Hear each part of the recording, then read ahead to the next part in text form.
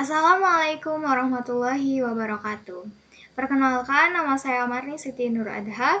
Saya dari kelas 1B dengan NIM 201923, Prodi D3 Keperawatan. Di sini saya akan menjelaskan tentang ibadah sebagai aktualisasi ketakwaan, di mana meliputi tentang makna ibadah, klasifikasi ibadah, fungsi ibadah, syarat diterimanya ibadah, dan yang terakhir prinsip ibadah. Yang pertama yaitu makna ibadah. Menurut bahasa, ibadah diambil dari kata ta'abud, yang berarti mendudukkan dan mematuhi. Sedangkan dalam bahasa Arab, ibadah berasal dari kata abda, yang berarti hamba.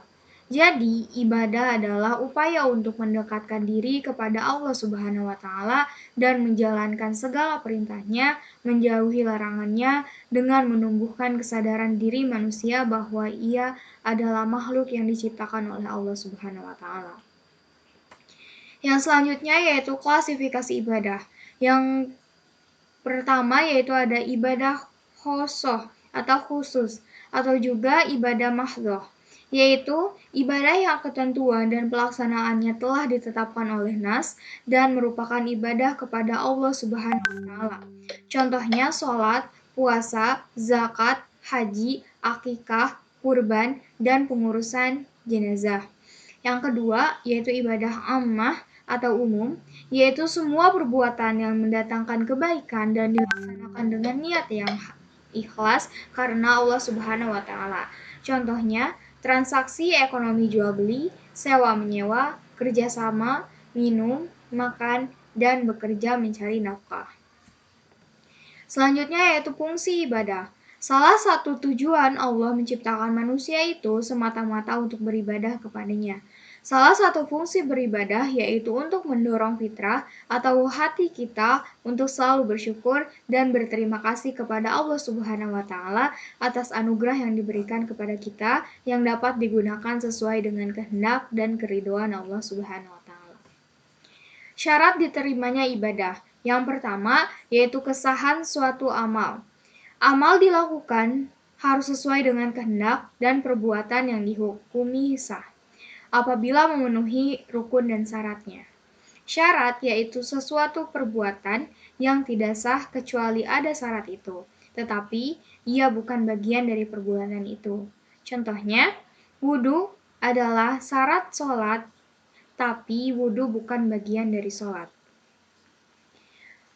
Rukun yaitu suatu perbuatan tidak sah kecuali ada rukun itu dan bagian dari bagian perbuatan itu.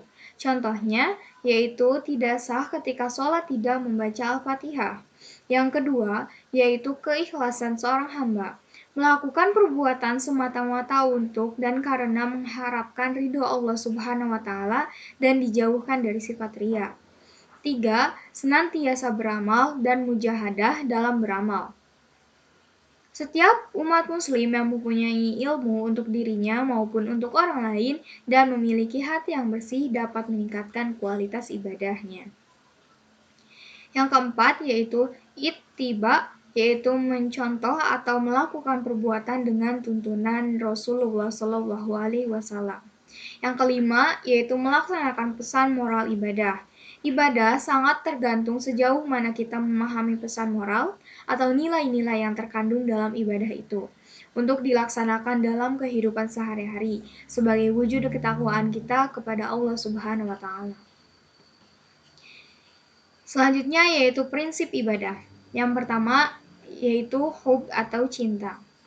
Dalilnya Quran Surat Al-Maidah ayat 54 yang artinya, wahai sekalian orang beriman, barang siapa di antara kalian murtad dari agamanya, maka Allah akan mendatangkan suatu kaum yang dia cintai dan kaum tersebut mencintai Allah.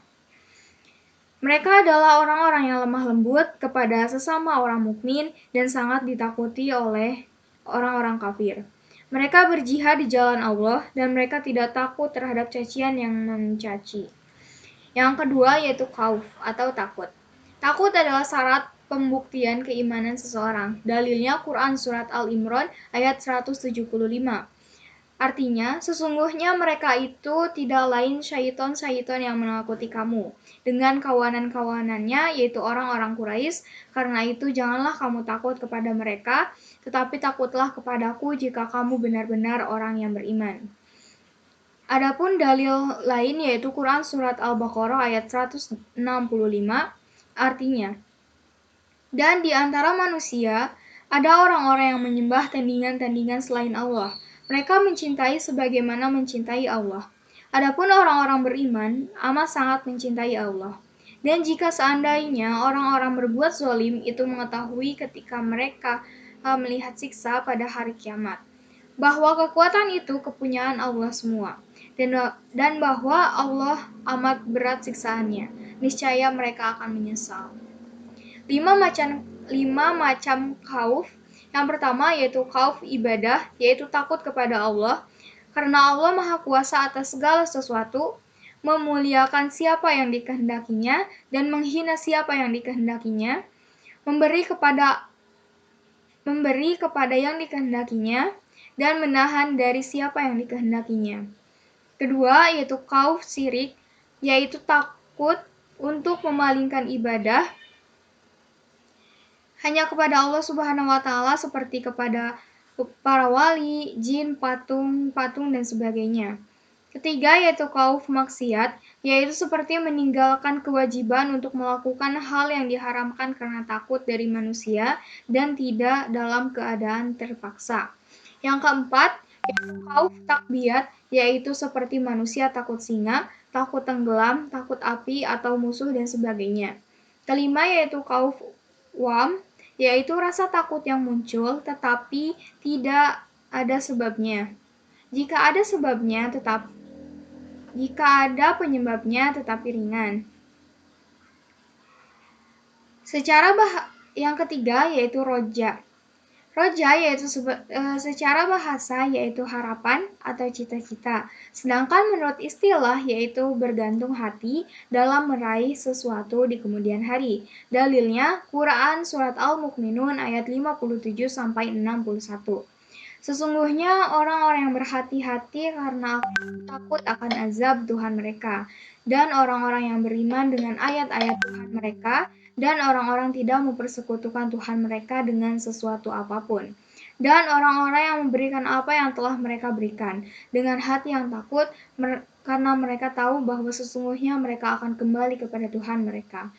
Mereka itu segera untuk mendapat kebaikan-kebaikan dan merekalah orang-orang yang segera memperolehnya. Sekian dan terima kasih. Mohon maaf masih banyak kekurangan. Wabillahi taufiq wal hidayah. Wassalamualaikum warahmatullahi wabarakatuh.